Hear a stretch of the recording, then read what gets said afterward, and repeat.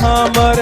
देशवा के शान हमर भारत के जवानवाना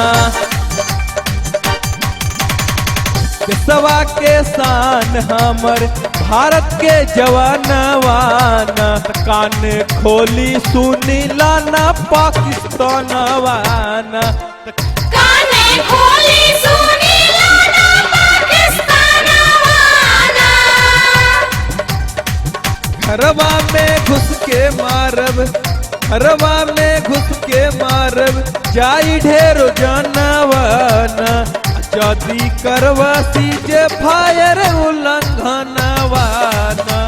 जदी करवा सीजे फायर उल्लंघनवाना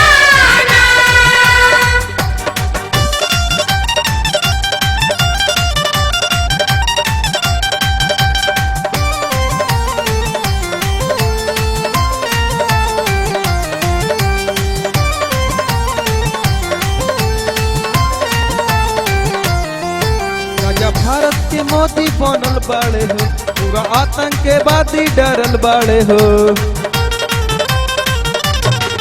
राजा भारत के मोदी बनल बाड़े हो पूरा आतंकवादी डरल बाड़े हो दाऊद हाफिज के घुसी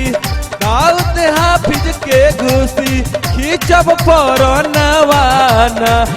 काने खोली सुनी पाकिस्तानवाना काने खोली सुनी लाना पाकिस्तानवाना जय मां भारत माता की जय